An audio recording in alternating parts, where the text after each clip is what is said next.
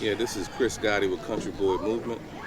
You can find me on Instagram, Facebook, TikTok, songs and albums on all major streaming platforms. Yeah, this is Khris Gotti again on The Bud Show. Jill. It's your boy Dead Money KD, and you are now in tune with the Bud Show. We on the Bud Show today. Welcome to the Bud Show, man. Hey, look, welcome to the Bud Show. We here, man.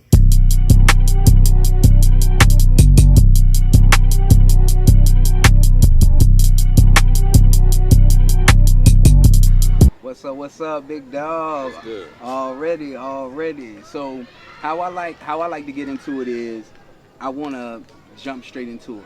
So where you from? Like where you was born and raised at?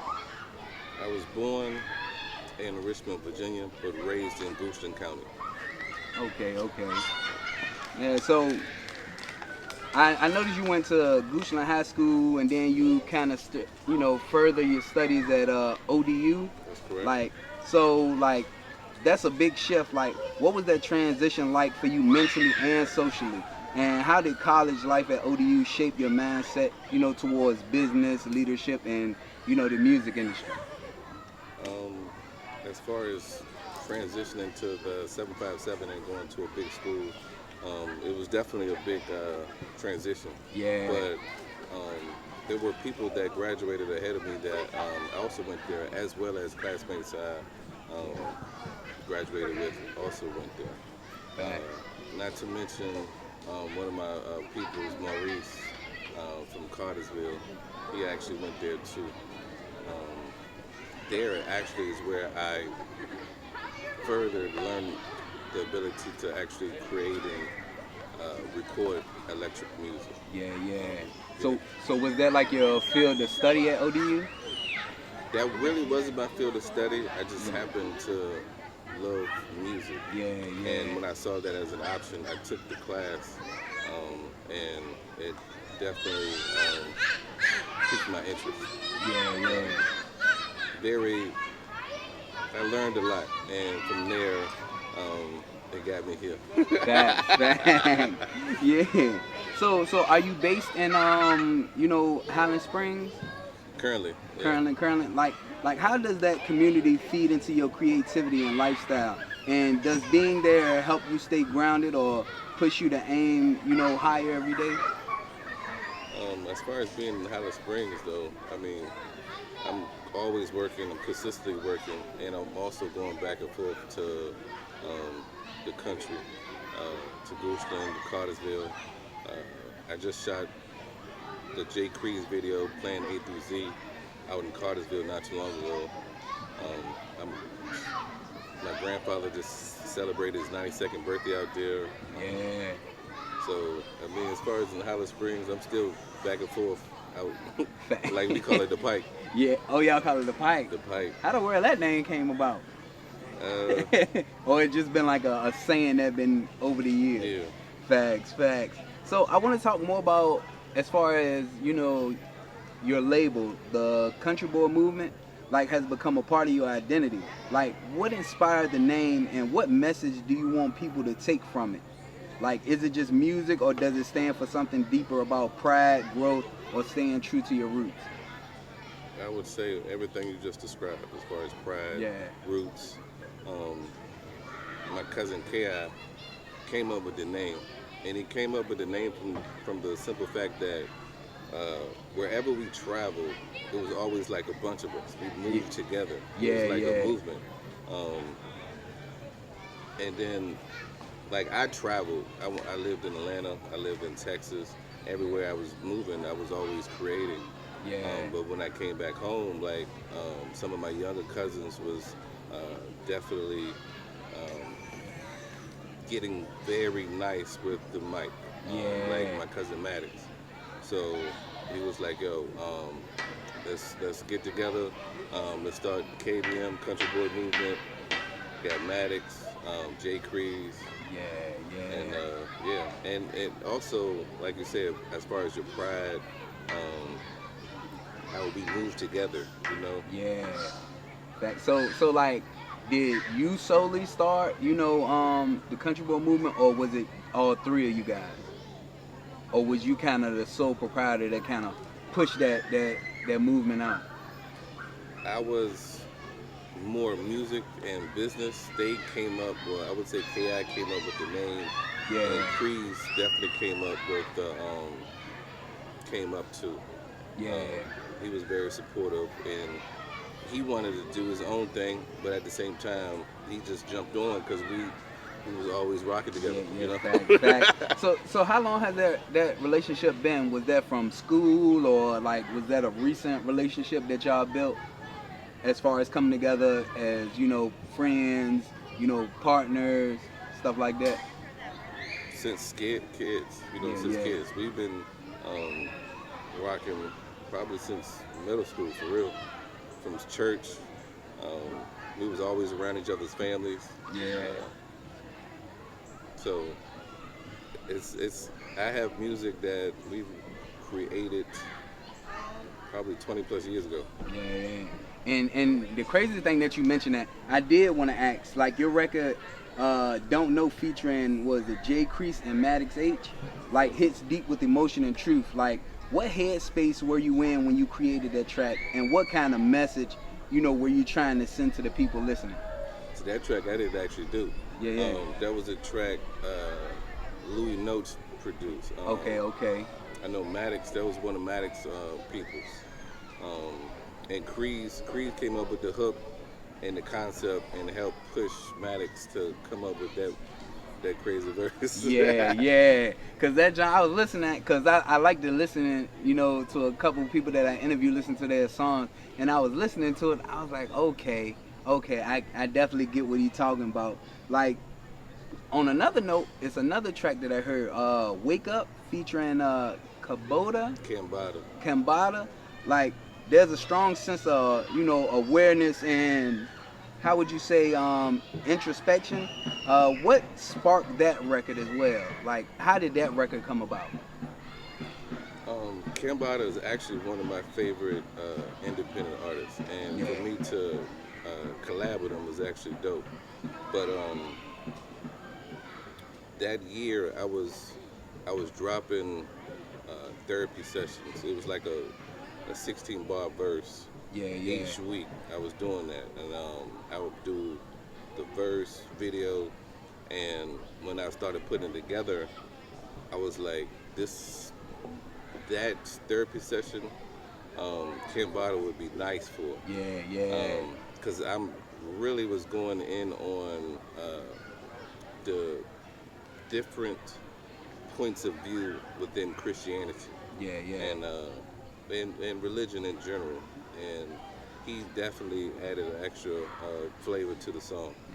So are you a religious person, or like what is your mindset on religion?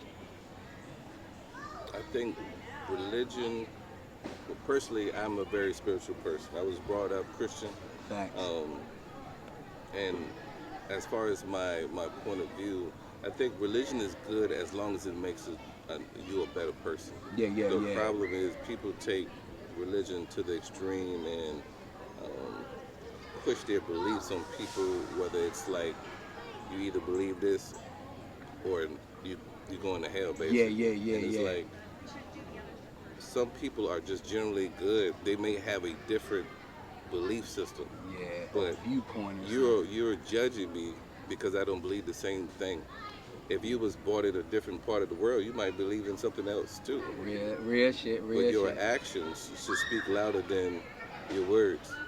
Yeah. So, and I noticed a lot of Egyptian type stuff. Like, as far as you have the hat. Like, does that bring out your, as far as your ancestors, like Africa type, or is that just a style that you appreciate rock? This is style I definitely appreciate, but I do like to tap into the fact that Egypt was a African nation. It was first, it's one of the greatest civilizations ever on the planet. And it was black people that created it. They don't like to acknowledge that. We named my son, his middle name is Egypt. I told him, he was like 5, that we named you out after one of the greatest black civilizations on the planet. And he was like, Daddy, like, you put all this pressure on me. Yeah, yeah. I'm like, son, you've already exceeded all expectations. You know, you are an amazing person. Yeah, yeah. But yeah. So, oh my bad. I ain't mean. No, it's definitely for the look, you know, but also because of the culture as well. Facts. I know that would be a whole lot of pressure, because the fact you just named him, you know, Egypt is his middle name, but then you actually told him the story behind why you named him that. I can feel as a kid like, Lee, you should have just named me Carl or something like that. But yeah, that's definitely something deep to think about. Like, and I want to talk more about, you know, your career. Like, walk me through your creative process. Like, when you're working on a record, do you come in with a concept already in mind, or do you just vibe and let the energy and the beat take control? It just depends on the vibe.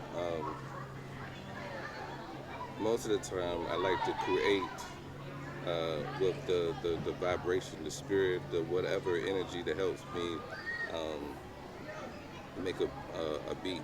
Yeah. And then the words will just naturally come. But sometimes I'll just be in the zone where I just make it beats, and then the words will come later. Like, we did Plan A through Z. I made the beat right then and there, and Khris already had an idea on the concept of the song.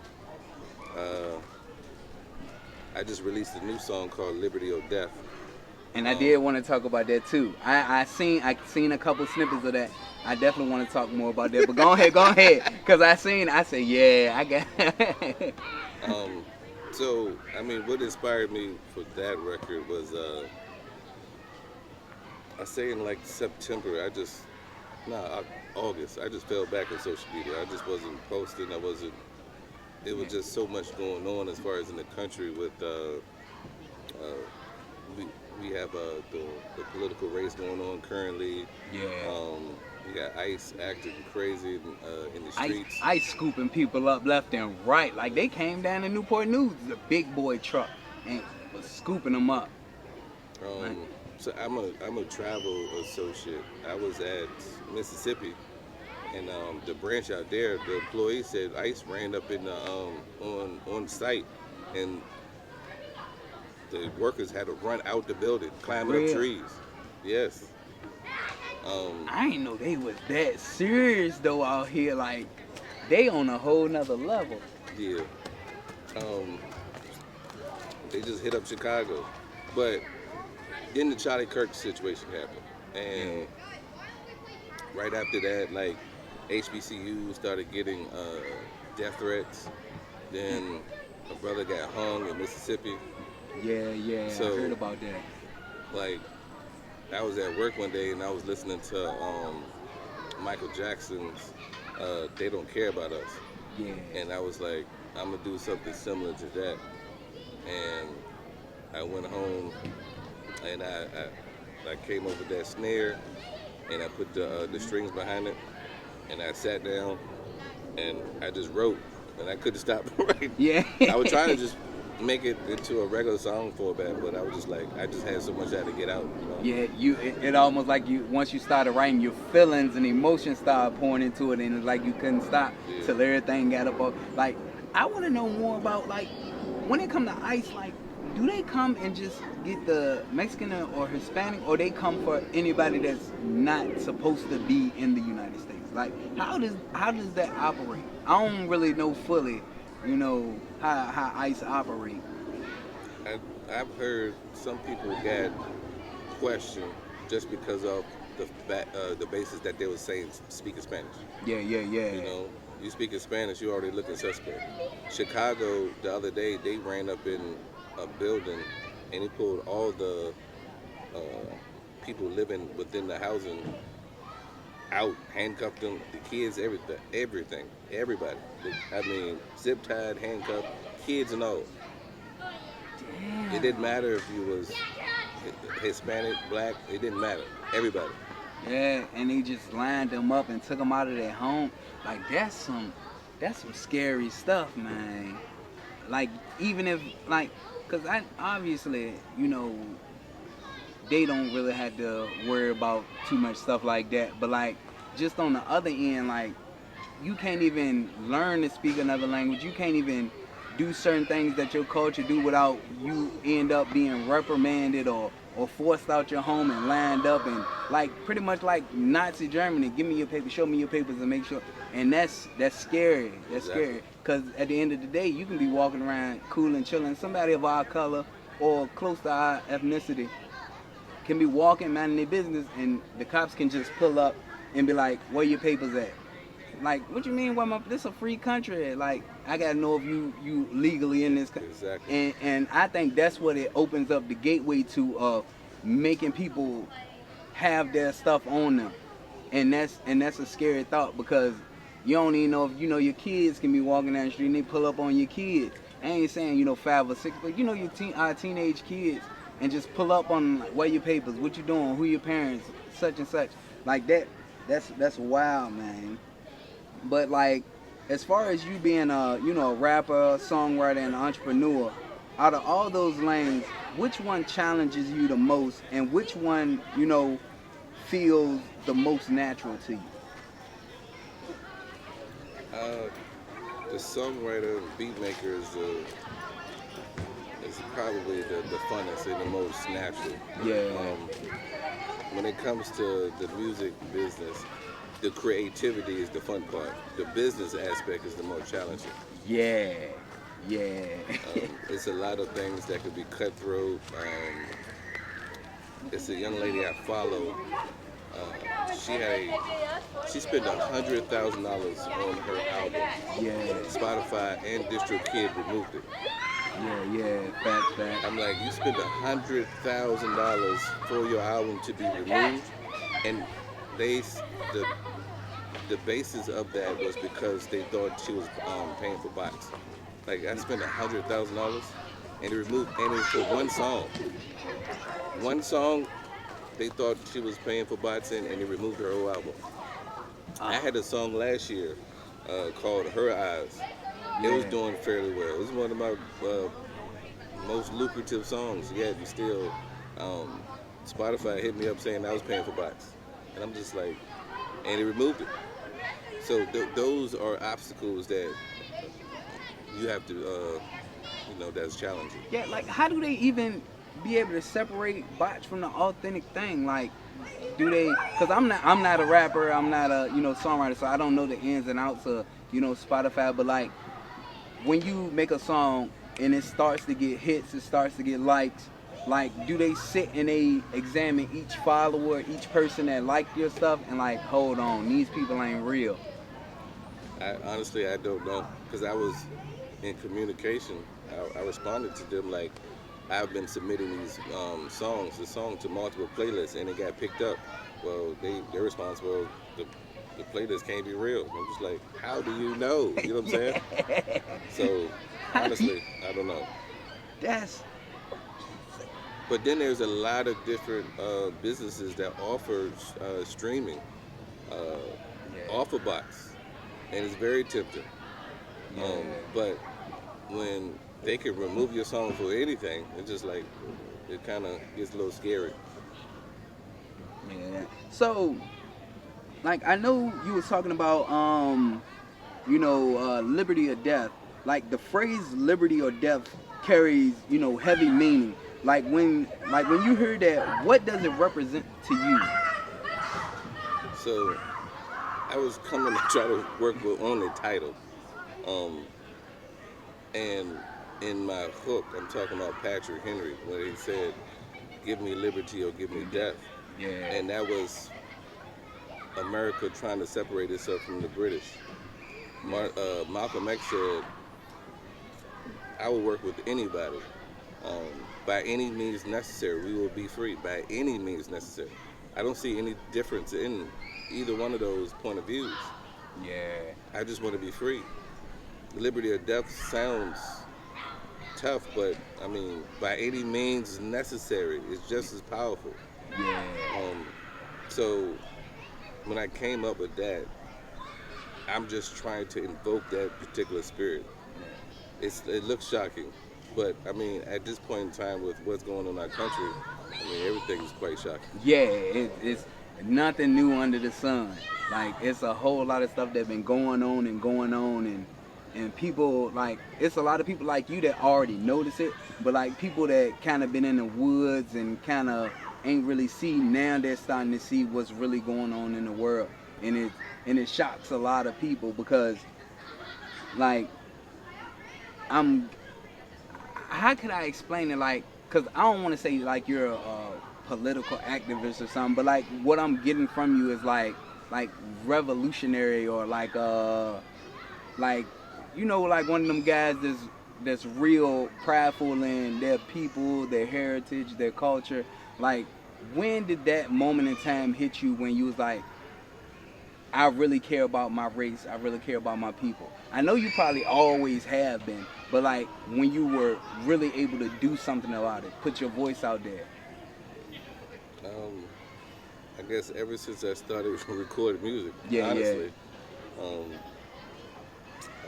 I have a song again, like 20 plus years, with my cousin Ki, where I'm talking very political in that. And in that particular song, I'm talking about how my cousin, well, my friend, Yeah. when he committed a crime, the accountability was unjust. When it comes to our skin color, we have different experiences in this country. We can look at the same exact footage. Yeah. George Floyd, for instance. This man literally got killed on film, but all lives matter is your response when you're looking at this particular video. Um, During that particular time, I definitely went to multiple protests, and right after that, I joined the NAACP. But I've always tried to speak out, especially when you have a voice and you have something to say. Yeah. Music, it's good to be entertained, but at the same time, we should be also able to speak on things that are relevant and use your voice to try to change. Yup. Facts. And the fact that you had mentioned that, cause I know before Charlie Kirk had died, he was discussing that situation you were just talking about with George Floyd, saying that was the procedure that the cops were supposed to do, and the reason he died wasn't because of asphyxiation. It was the fact that he was intoxicated or he was doing drugs. Like me personally, I don't believe that because everybody's seen the footage. Everybody clearly seen the footage. Like, what's your take on that? Do you believe that that's cops' procedure to kneel their knee on the side of somebody's neck or put their knee in the center of somebody's back and apply pressure? Like, to me personally, I don't think that's what they were taught. No, that they was not taught that. That was one of the most horrific things. We watched the lynching on film. Yeah. But the difference is, when he got murdered, we had to go out into the streets just to get something changed. Yeah. Charlie Kirk got assassinated within a few days, really. He has his own day. He got his own day? Charlie Kirk Day, October 14th. What? And Congresswoman Jasmine Crockett stated that only 2 non-colored Congress people voted against it. Only 2 non-Congress people. Yeah. That's kind of, and he says some very disrespectful things about her, Michelle Obama, various other people. Yeah. But it's just like, this man got murdered. He cried out to his mother. You know what I'm saying? And we watched this. Yeah. They had visuals for Charlie Kirk. They had a visual for him in Goochland. And I was just like, so my song, I'm not only talking about liberty or death, but I'm also calling out the hypocrisy within you say that this is a Christian nation, but at Yeah. the same time, one of the principles, if not just the second principle of being a Christian, is love that neighbor as you love thyself. And you treating your American citizens as if we were criminals, as if they were dirt. Yeah. All right, so I did want to get into one thing. Like, let's get into the industry the industry side for a minute. A lot of people say music industry today is more, how could I say, marketing than music. Like, do you agree with that? And if so, do you think real talent can still break through without major labels or like a viral movement behind it? I think you can make it without the labels, but it's going to be a lot of hard work. And viral moments does help. Yeah. But people can make it. As far as money, I know a lot of people say it's not a lot of money because you have content, you have videos, it's not just the music. The music part is the fun part. As far as the content part, that is also part of the marketing. So right now it goes hand in hand, but people want to see, they want to see growth, they want to see the story, they want to see where you're from. Facts. So you're giving more of yourself. But that also develops a fan base. So once you develop your own fan base, then you'll be able to pretty much cut out the middleman per se, and not necessarily deal with streaming and go straight to your customer. Facts. So, like, as far as you pretty much, I don't know if you're doing it all by yourself, but from what I can see, you kind of pushing it majority by yourself as far as creating content, creating music, producing the music, engineering the beats, rapping. Like, you doing it all. Like, what is that one thing that kind of keeps you sane doing all that chaos? What keeps me sane? The Most High. Yeah. Gotta be grounded with the Most High. So when it comes to dealing with so much, sometimes you need to take some time out for yourself, you know? Yeah. But then, like I said, I took a little break last month and just soaked in so much, and then I just let it all out on one song. That also helps too, you know, to try to, when you're trying to consistently make songs versus it coming out natural, I want it to be as authentic and as real. Yes, it's a job, but at the same time, I don't want to force creativity. Yeah. Cause a lot of artists do that. Like, they get to a point where they gotta kind of make something pop out of thin air almost. Like, that's how, in my own opinion, that's how stuff get a little twisted. People get hurt. People get disrespected because you're not coming up with your own originality anymore. You're kind of like pretty much how streamers do. Like, say you have one base content, but you keep doing it over and over again. Like, if I can give you an example, I'll say, I don't know if you know Rampage Jackson. He's a UFC fighter. Yeah, he has a son. He does streaming as well, but like, to me, streamers go so outlandish with this stuff because they had, if I can give you a story, they had an incident where he was at a wrestling event and a wrestler, hit him over the head with, one of the fake items, his son. So his son, you did. Yeah.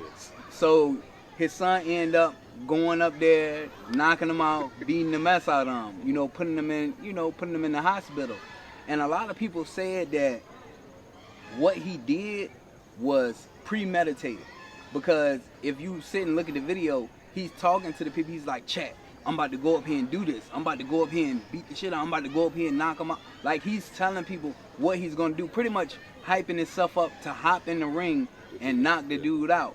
Like, that's the kind of example I'm, kind of getting at. Like, some streamers or some content creators push the narrative so far, because at the end of the day, He could have waited until he got out the ring, beat him up backstage, blah blah blah. But to force that in front of everybody to see, like it was almost like a show of clout almost. Like I'm trying to get people's attention because even though what happened to him, I don't think he should have hit the man. You know, not Rampage's son, not the black boy, but I don't think the wrestler should have hit him with whatever he hit him with. Because at the end of the day, you don't do nobody like that. But I just use that as an example that, you know, a lot of content creators kind of push things overboard just because people are watching. I agree. Yeah. Yeah, I don't want to get to that point. I know this year, the previous years, I didn't really have a sense of direction. Yeah. I was putting out music, but like this year, I wanted to drop a new single every month,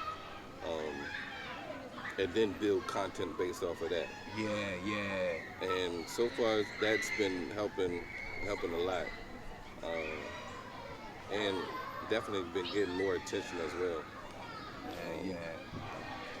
But as far as forcing anything, I put out a song with Eminence Distinction. What's up, Jada? Huh? I heard that song, light skinned female. I know exactly what you're talking about. Yeah, I heard a snippet of that song. Yeah, yes sir. So like that came about. That was a natural way we came about with that song, and it came out pretty fire. Going back into the music industry though, like we put out that song, and all of a sudden she started getting random DMs, people saying crazy stuff about me to her. I'm just like, yo. Yeah. It's like, but all in all, our working relationship is wonderful. Most definitely. And we're going to come out with some more songs as well. But it's just the fact that if you're doing something good, somewhere somebody's hating. Oh yeah, most definitely. But yeah, dream of you. Yeah, and I ain't mean to cut you off, but I was thinking I wanted to dabble back into, you know, the younger version, you know, the younger Khris Gotti. Like growing up, how did that environment shape you? Was it Goochland that you was born and raised in? Like how did that environment shape you? Like what kind of things went on with you as a younger person that kind of made you who you are today? Definitely, like I said, I was raised Christian. We went to church a lot. Was in the choir. My aunt, piano director, both aunts was directors of the choir. Even like currently now, my father's a deacon, my mother's a deacon of the church. Played basketball a lot. I was stayed in Houston, and right beside us was Cartersville, and I have a lot of family in Cartersville, so I stayed over there a lot as well.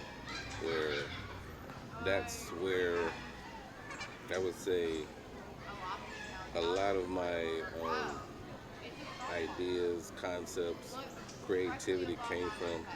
Just connected with our cousins over there, because it's just, if I go down Sherwood Road, it's like that whole road is nothing but family. You know, they could drop me off and it's just family everywhere. Yeah, and that's and it's crazy because you brought back memories to me, because growing up in Waverly, that's how it pretty much was. Like you can drop me off anywhere in Waverly and I'll have a place to stay, because everybody, cousins, uncles, aunties, like everybody pretty much family. So growing up, you had pretty much like a close, tight-knit family.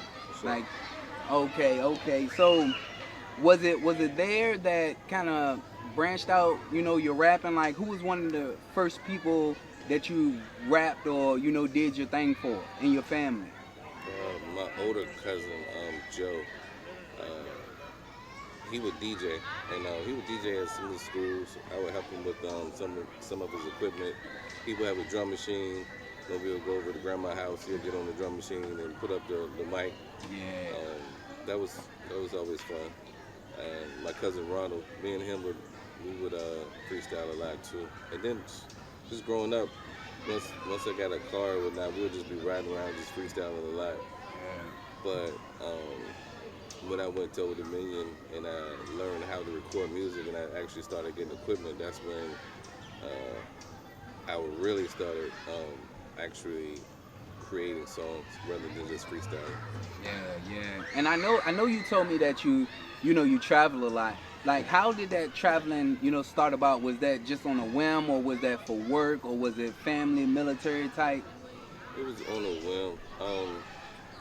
I know when I was in Norfolk, I met up, like, when I was in the Old Dominion, I was making songs.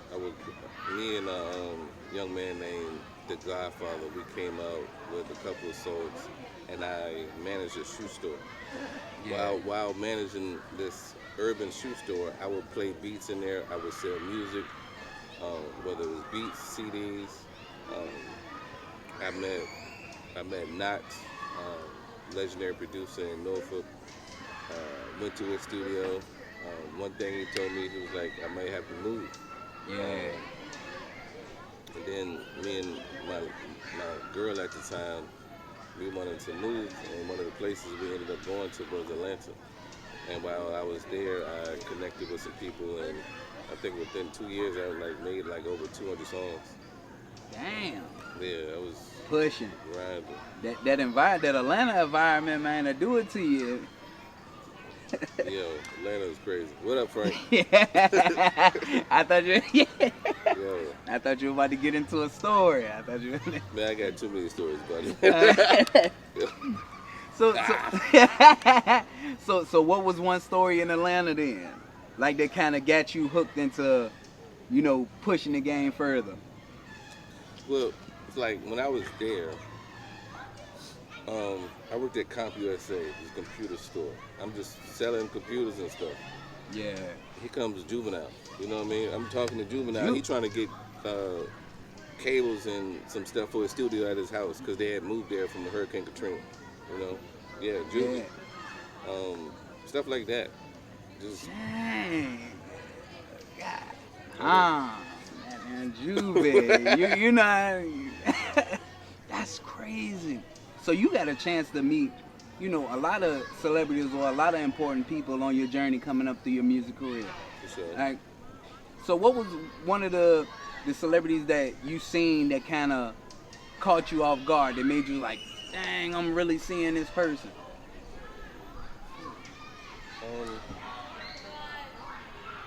I've met a lot of people actually in Norfolk as well, working in that urban. I met Usher, Cat Williams. I met Ghostface. I think Ghostface might have caught me off guard because he was just walking around chilling, no security, just like a regular dude. I'm like, yo, this is Ghostface. You know what I'm saying? Yeah. Like, and the fact that we're talking about, the industry right now, there's this conversation about industry plants and authenticity. Like, some artists blow up overnight while others grind for years just to get noticed.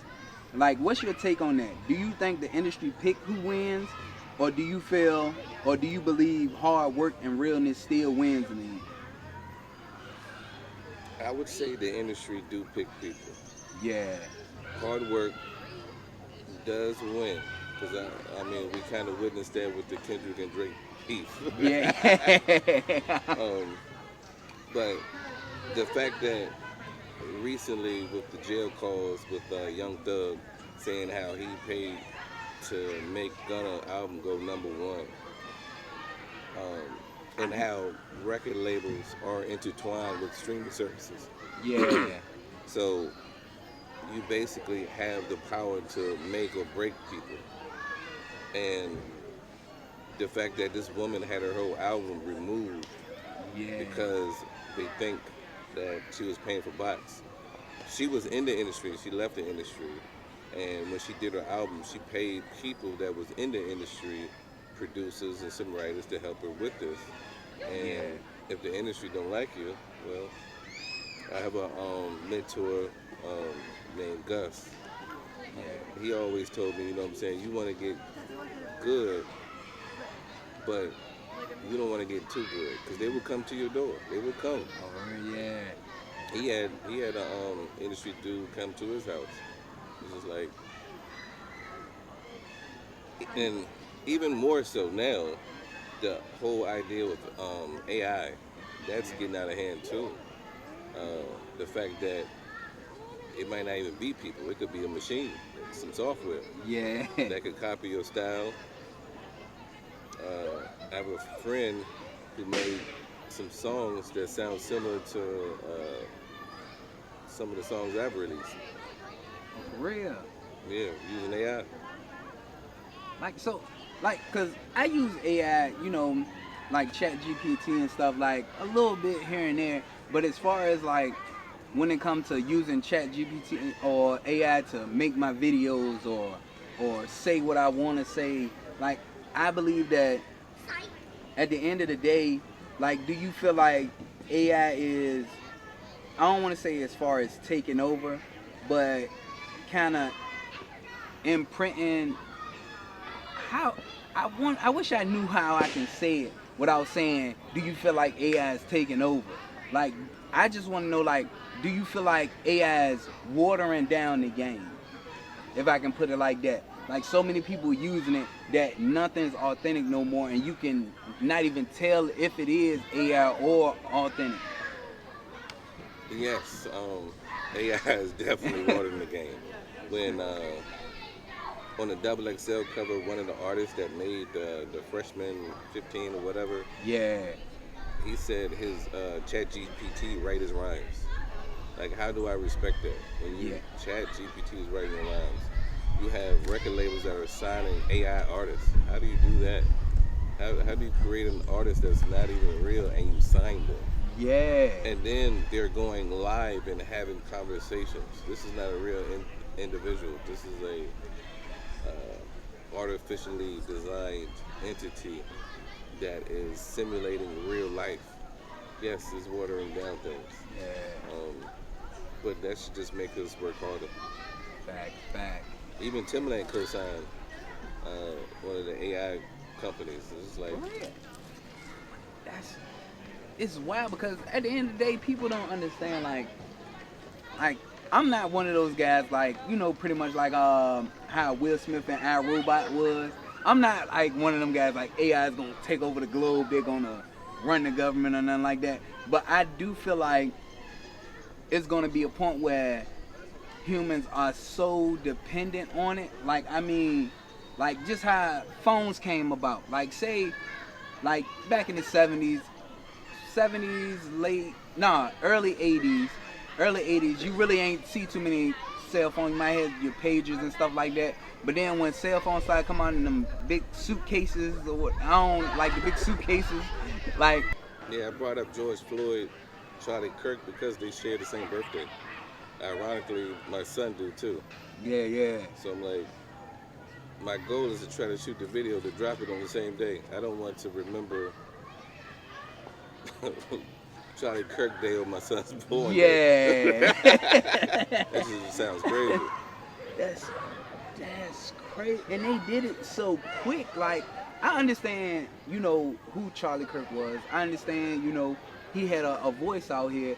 But to be able to give him his own day, like he won like a Nobel Peace Prize, or like he did some extravagant stuff. Like, it's like they just giving out days now to almost what it seemed like. And like, I do want to talk more about that, but as far as us being in Virginia, like, Virginia has always had raw talent, but it doesn't always get the love or spotlight that it deserves. Like, why do you think that is, and what do you think needs to happen for Virginia artists to finally get the respect they've earned? Like, for instance, the Clips came back out, and honestly, there's no reason why they shouldn't get album of the year. But a few weeks after the album dropped, a guy from Norfolk came out with a diss record, and it's like, Why are you trying to get some clout, or are you dissing them because you don't like them? The Yeah. As far as supporting one another in Virginia, it doesn't look like we do that as well as other areas, especially like in Atlanta or California. The fact that this brother just came out with a diss record is crazy to me. Yeah, like why would you come out with a diss record and you from Norfolk, Virginia, not too far from where the clips originated at, and I would say, even instead of, coming out with a diss record, why didn't you just not say nothing or just voice your opinion in a different way other than trying to bring them down? And they just, cause I know his brother just started back rapping, and like, and he still got it. Yes, He fire, still, fire. yes, yo, he still got it. Cause I think they was one of the first people to perform at the Vatican? The Vatican, yes. Yeah. Like, and how can you not give props what props is due? But that lets you know, cause as far as that, you're not the only person that said that. Like, it's a bunch of other people that I interviewed that sit there and say that, Virginia is like almost like crabs in a bucket. And you didn't say that, but just me, off my opinion, that's kind of what I get, because other rappers, other entrepreneurs, other business people have been saying like Virginia, like it's talent here, but it's like they don't want to see, each other, get higher. And like, what's your take on that? And then it's like we come from a small region, and also people in your area don't really want to see you climb higher neither. Yeah. It's trying to get some support. I know Fam got kind of hurt where he felt like his peoples basically said he should give up. But it's just like, why? Why give up your dream? Why give up something that you're passionate about, especially when you're doing more now than you were 10 years ago, 5 years ago, 3 years ago? Yeah. But the people in your area not being supportive. Also, when one person says something that you don't like, all of a sudden now you're ready to give up. Yeah. Sometimes I know my peoples in the Berg said they ran out of funding, or they get into trouble. Yeah. It happens more often than not. Yeah. And like, so as far as like, cause how long have you been, rapping, songwriting, just so I can get a kind of a back basis of it? Over 20 plus years. Oh, so you've been in the game deep. And you done witnessed a whole lot. Like, what's one of your most memorable events or shows that you did that kind of let you know I need to continue to keep going? When I was in Texas, Killeen, Texas, I was with my homie OZ, and we get to this show, and they like, yo, y'all gotta go on first. And O look at me, was like, you going first. Yeah. So I had to get up there and do my solo track, and we opened up for Webby. Oh, for And real? yeah, and I'm just like, I needed 2 shots of Patron. Yeah. I was like, all right, let me go do this. But that was cool though. That was dope. It was definitely like a memorable experience. And For sure. And like, as far as Virginia, what kind of clubs or events or festivals that you kind of played a part of? We did a show in Fevers in Farmville. Yeah. And we had some artists open up for us. That was cool. That was real cool until it went left. Yeah. How did where that end up happening? Well, let's just say that at the end of the night, we was no longer invited. Dang. It was too much. Well, unfortunately, a couple of members of another entourage tried to assault one of my family members, Okay. and some shots had to go out. Yeah. So That's how that pretty much ended. yeah, I mean, unfortunately, Yeah. that caused us to have a little hiatus. So we took a little pause. Yeah. Dang, and that was what? That was recent or what? That like years ago. We'll see years ago. Years ago. Okay. And I know that you kind of described for me Goochland and Highland Springs. Like, if you can describe the sound of Goochland and Highland Springs, like, what would it sound like? Is it soulful, rough, real, or hopeful? Like, how would you paint, that sound for people who never been there? See, I don't want to specifically say Highland Springs or Goochland. As far as my sound, Yeah. it would be soulful. It would be hard. It would be spiritual, political, and sensual. Yeah. And like how I was saying was, like, I don't see like how Will Smith is in iRobot, where like AI is taking over the world, but like I'm saying, like, it's more of a fact that I believe that we're gonna be so dependent on it, like how cell phones kind of pretty much came and swept over like everybody, grandmas, little kids, babies, like all of them have a cell phone, and if say something happened where all the cell phones are taken away, like that's what I'm trying to get at. Like it's gonna be such a dependency on AI for daily activities. What I even go as far as saying from, making a doctor's appointment. Alexa, schedule me a doctor's appointment for such and such, grocery shopping. Alexa, can you make me a grocery list for this and this and have it, delivered to my house? Like, it's going to be a point where we are really going to be dependent on AI. And like, I just want to get your take, like, in the next 10 to 20 years, where do you see AI being at? I think AI gonna take over. Yeah. I'm that type that think that. I mean, we have too much going on technology-wise. We have AI, we have quantum computing. I mean, quantum computing already sounds crazy. Qubits, the fact that normal computers, normal bits are zeros and ones, on and off, but a quantum computer could be both at the same time. Like, we're going into another level of something that's just going to be different.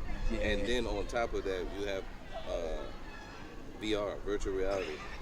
And the way these kids are playing games now, they're addicting. And intertwine virtual reality into that, you might as well say that's the Matrix. Fact. So I see that it could take over. And it's crazy that you said that, because now when you said the Matrix, it makes me think about the actual movie The Matrix. Like when Keanu Reeves, when he was first called by Morpheus, and they did the little thing where he was in the little embryo sac thing, and he took the thing out of his mouth and took the gun on his head, and it kind of put him back into the real world. And when you said that, it made me think of VR headsets, different stuff that make what is it called, like because you remember the closest thing to a VR headset or virtual reality we had was what was it, like that Sims game when you can be augmented reality. Yeah, you can do stuff like that. But now it's starting to not even slowly, but fastly. You got VR, then you got VR where you in there and you running on this little thing and you actually doing it. Like, from the next 10 to 20 years, that's what I'm sorry, because you kind of got me, because when you said the Matrix, like, we already witnessing the baby kind of effect of the Matrix. Right now, yes. Yeah, and from 10 to 20 years now, it might be actually places where you can hook up and link your actual brain into a virtual world. Elon Musk has a brain chip. He did a demonstration a few years ago This chip was implanted into 3 pigs. They took one out of the pig. They took one, left it in the pig. They took another one. Um, they took it out, and I think the third one never happened. Yeah. But the brain chip was able to predict everything that the pig was going to do before it did it. It could predict its moves. It could do everything. It saw the brain patterns on the computer.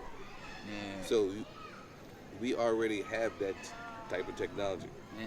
And do you think that'll kind of get rid of people's free will to be able to pick and choose and do things of their own accord instead of having somebody like, all right, next Tuesday you're gonna commit a murder, so we're gonna go ahead and arrest you now before you even do it. Like it's kind of taking people's own free will away from them. Like, yeah, I might have did it next Tuesday, but how you know if I would have decided not to? Like that's what I was going off, getting off the the chip theory as is knowing your planning your next steps before you even plan your next step. I believe so. Yeah. You're allowing some sort of device into your brain, out of all things. That's too scary. And Yeah. we actually had rappers volunteer to be a test subject already. And I'm just like, it's a shame. Yeah. Yeah. And I do want to ask you something. Like, do you believe that it's a little different or off topic, but I know that from watching and seeing you got kind of a passion for it. Do you believe that voting truly makes a difference in this generation? Like, what made you start caring about civic involvement, and what do you say to people who feel like voting doesn't matter? Yeah, we talk about this at work. Well, I would say my parents. Yeah. My parents was definitely advocating voting. My father's a member of the NAACP in Houston. They always vote every election. As far as me, what I say to people, the opposition would not go so far to try to get you not to vote if it didn't matter. Yeah. After the Civil War, when we went through Reconstruction, we had the right to vote, and then they took that away, and then we went hundreds of years not being able to vote. And now that we have the right to vote, people are hesitant to vote. Yeah. I don't understand. And they're making all kinds of different changes. Certain states like Georgia, they would do things where they would get volunteers to just question people's rights to vote. So all I have to do is just question your ability, send out some paperwork, and now you got to go through a hassle just to even vote. Vigilantes are actually able to do these things in certain states, but they're doing this to try to prevent you from voting. And people won't even try, which is, I don't know, sad. Knowing that our ancestors got killed, beat, just trying to exercise our constitutional right. And even now they screaming out, well, we want to make sure we preserve our constitutional rights, but at the same time, people that are in the government are trying to do the opposite. Yeah, the complete opposite. I wanna run a story across you, and I wanna kind of get your opinion on it. Like, there's a powerful story about a teacher named Victoria when it was a school shooting, and she hid all her students in the closets and in cabinets, and the shooter came inside the room. And she told that all the students were in the gym, and she got gunned down, and she ended up dying for, to protect her students. Like, how, like, when you hear that story, like, what does it make you feel about bravery, sacrifice, and doing the right thing, even though it might cost you your own life?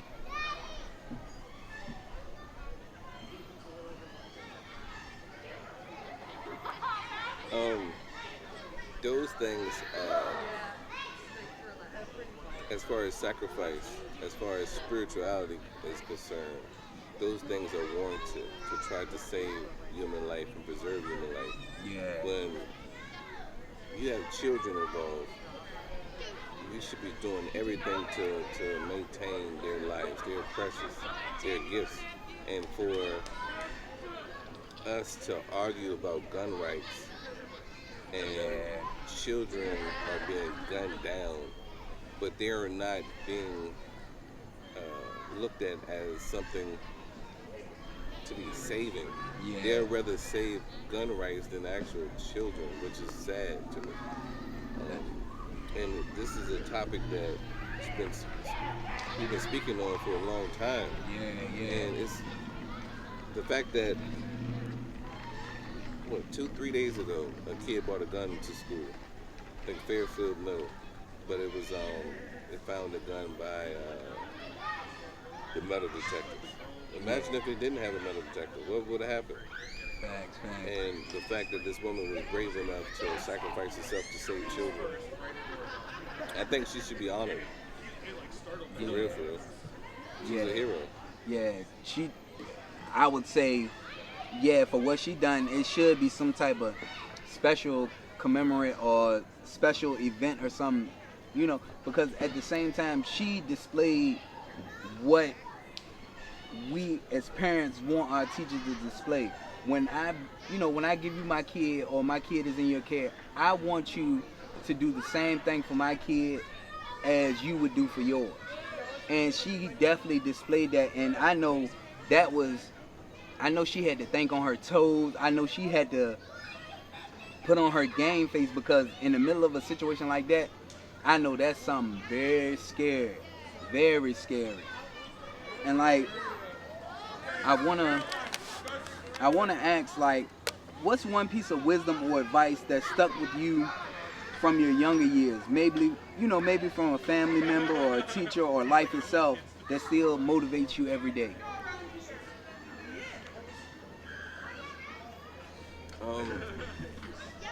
I know my father would always say that to make sure when I'm creating songs, make sure I copyright them, and that all it takes is just one. That's all it takes. All it takes is just one song. People are going viral off of just one song. They could have been doing stuff for years, but all of a sudden one song blew up, and now their catalog is being increased in value because of just one song. So sometimes that's all it takes. Just one song can change somebody's whole entire life. Sure. And the fact that we're talking about songs, I wanna get in your head a little bit, and I wanna ask you a hypothetical question, or a question that might come in the next few years. Like, if you could create a dream concert lineup with 3 artists from any era, alive or dead, who's sharing that stage with Khris Gotti and why? Michael Jackson. Ah! I mean, Michael is the greatest. Yeah. He's the greatest. Biggie, the Notorious B.I.G. I mean, we will always love Big Papa. Yeah. I think they actually might have did the song together. I don't know. That would be dope. Big, MJ on the stage. And then maybe Whitney, because Whitney had the greatest voice ever. That concert will be crazy. Who would be the first lineup? You have Michael Jackson first? Cause it'll be 4 of y'all, including you. So you gotta tell me the lineup. I'm gonna go first because I want to see the rest of the show. I ain't gonna hold you. Like, yo, this is gonna be fire. Yeah. I want to look at the rest of it. So what? You'll have yourself first, and then who would be going next in that order? Me, Big, Whitney, then Michael. Oh, you'll have Michael as the closer. Yeah, Michael close. Yeah. That ain't a bad lineup. All right, I want to ask you another question. Hypothetical question. If you had to make one track and you were able to pick 2 artists to feature on that track with you, who would they be? They can be local or they can be industry. I want Nas. Yeah, yeah. I want Nas. And I want Malice. Malice. Malice been killing stuff, bro. Oh man. Yeah. I would say Malice. That would be fine. Nas and Malice. And what would be the order? What would be the order on the track?